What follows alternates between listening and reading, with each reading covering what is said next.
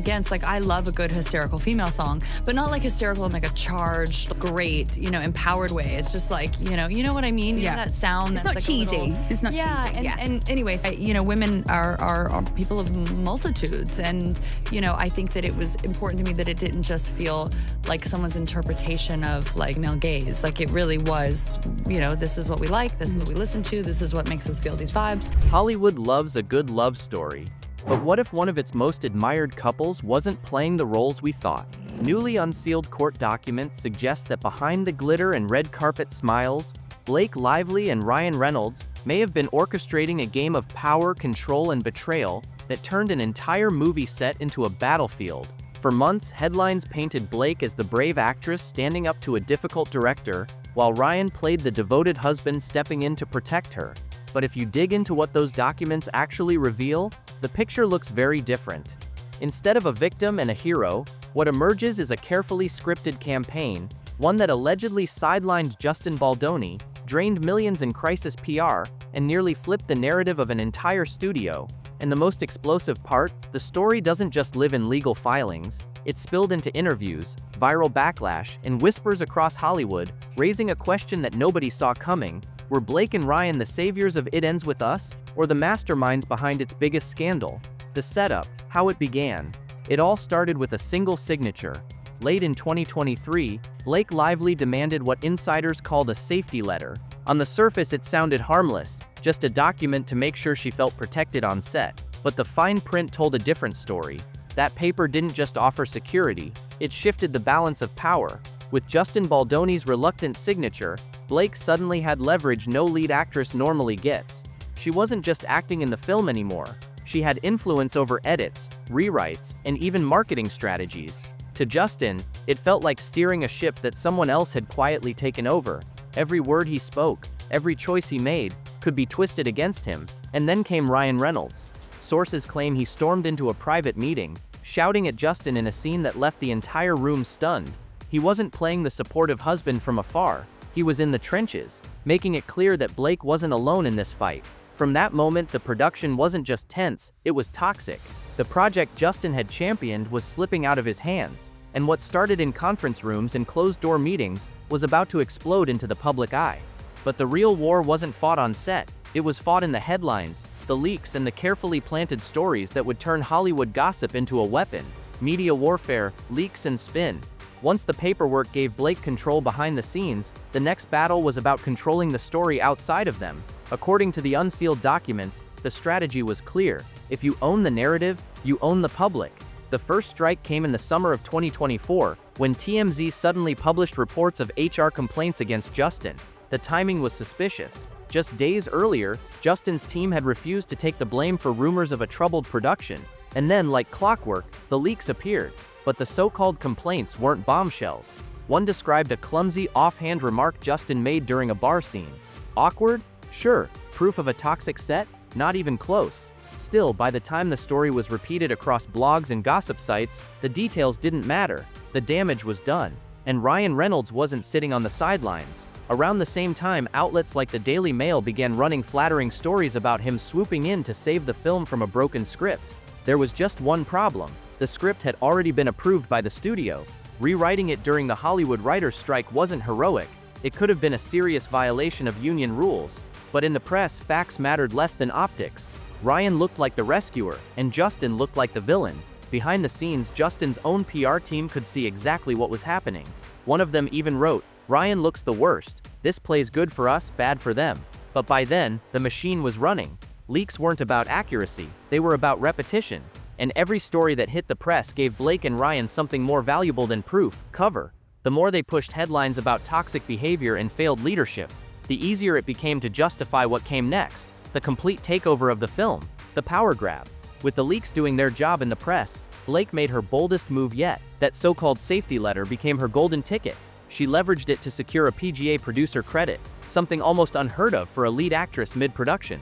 Suddenly, she wasn't just starring in the film, she had the authority to override creative choices, demand script changes, and even dictate how the movie would be edited. For Justin Baldoni, this was a nightmare scenario. He had brought It Ends With Us to life, nurtured it from page to screen, yet every decision was now being second-guessed, challenged, or outright replaced. Privately, colleagues said it felt less like collaboration and more like a takeover. Ryan Reynolds stepped in to play his part, presenting himself as the man who swooped in to save a disaster of a script. But here's the catch: the script was already locked and greenlit, and any rewrites during the Hollywood writers' strike weren't just questionable, they could be considered scabbing, a direct violation of guild rules. If true, Ryan's so-called heroics weren't just arrogant, they were risky, maybe even reckless. Insiders described the set as chaos by design.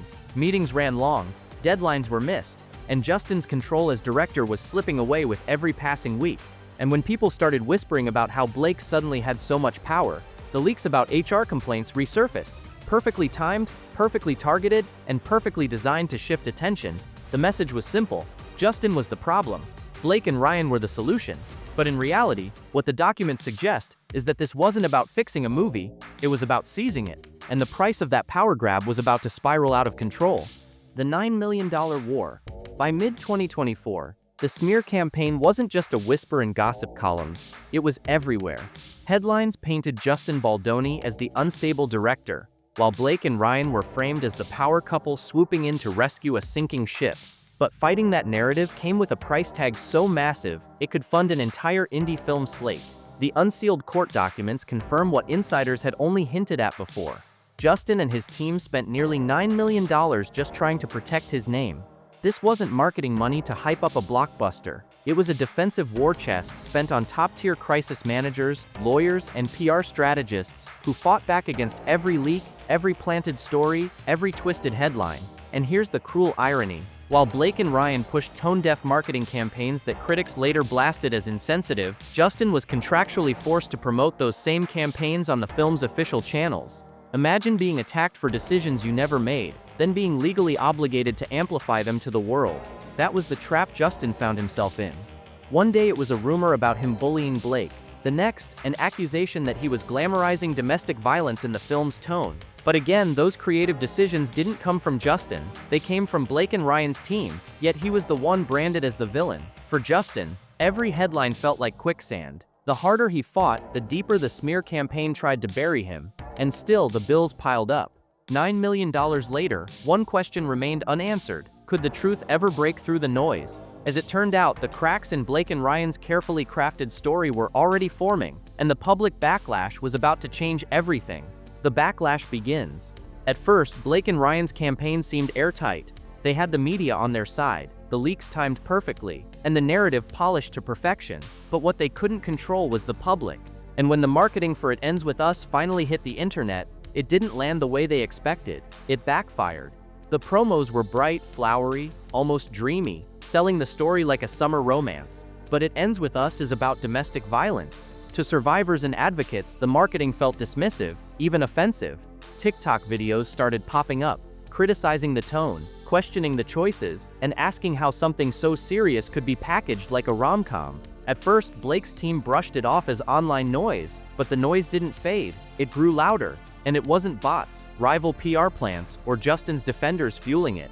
This was organic anger, bubbling up from real viewers who felt something was deeply wrong. Then came the interviews. Clips of Blake's awkward, dismissive answers began spreading across social media. In one resurfaced moment, she sidestepped a question about domestic violence altogether, sparking outrage. The more people watched, the more they began asking, if Blake was really the victim here, why did she sound so dismissive about the very issue at the center of the story? The conversation shifted almost overnight. The question wasn't, is Justin Baldoni the problem anymore? It was, why is Blake Lively acting like this? And once the public started doubting the image Blake and Ryan had built, the whole narrative they worked so hard to control began to unravel. Cracks in the narrative. The backlash was only the beginning. When the court documents were finally unsealed, the carefully polished image Blake and Ryan had sold to the public started falling apart piece by piece. Text messages showed Justin warning friends months earlier that Blake was using the safety letter to gain control and twist his every move. Emails tied Blake's camp and Ryan himself to multiple leaks, planted stories, and those suspiciously timed HR complaints. Even insiders admitted Ryan's script rescue story was backfiring, calling it arrogant and out of touch. What was meant to paint him as a hero was instead exposing the takeover for what it really was, a power play. The cracks in their narrative weren't just visible, they were spreading. And what came next would reveal the motive behind it all. The motive? Power? Money? Legacy. So why go this far? Why risk reputations, bend rules, and orchestrate leaks that could come back to haunt them? The documents suggest the answer was simple: power, money, and legacy. By the end of 2023, It Ends With Us was already green-lit. The budget was locked, the script approved, and the cast in place. For Blake, that should have meant she was locked into her role as an actress, nothing more. But the safety letter changed everything. Overnight, she wasn't just the star, she was a producer with real authority. That meant influence over edits, control over marketing, and most importantly, a bigger share of profits once the film hit theaters. Ryan's role fit perfectly into the strategy. By pitching himself as the man who rescued a broken script, he kept his own brand polished while strengthening Blake's claim to the project's success. Never mind that the script didn't need saving, what mattered was that the public believed it did. And for Justin, his removal wasn't an accident or a side effect. It was the goal. As long as he was in charge, Blake and Ryan couldn't take full ownership of the film's success. But if his reputation crumbled, every headline, every award season whisper, every dollar made would lead back to them. This wasn't about protecting victims. It wasn't about fixing a film. It was about rewriting the rules of Hollywood to secure control, credit, and profit.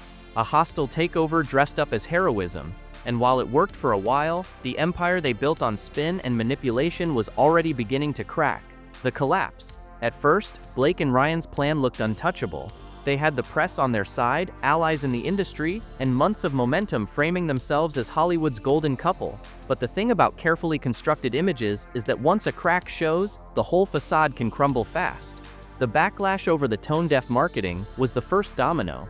TikTok wasn't just mocking the floral promos, it was tearing apart Blake's dismissive interviews and sparking hashtags that spread like wildfire. Survivors, critics, and casual viewers alike started asking questions the couple couldn't control. Then the press turned. Reporters who once repeated their talking points began digging deeper. Why did Blake suddenly get producer power? Why was Ryan rewriting a script during a strike? And why did HR complaints conveniently surface at the exact moments Justin pushed back? Even some insiders began pulling away. What once looked like a hero narrative was now being whispered about as manipulation. Suddenly, the couple who had dominated headlines for years weren't untouchable, they were vulnerable. For Justin, the shift was subtle but seismic.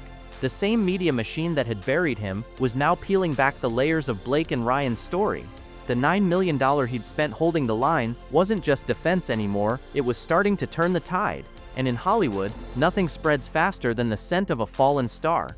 Conclusion: call to action. In the end, the unsealed documents revealed more than just Hollywood drama. They exposed how power, money, and image can rewrite the truth, at least for a while.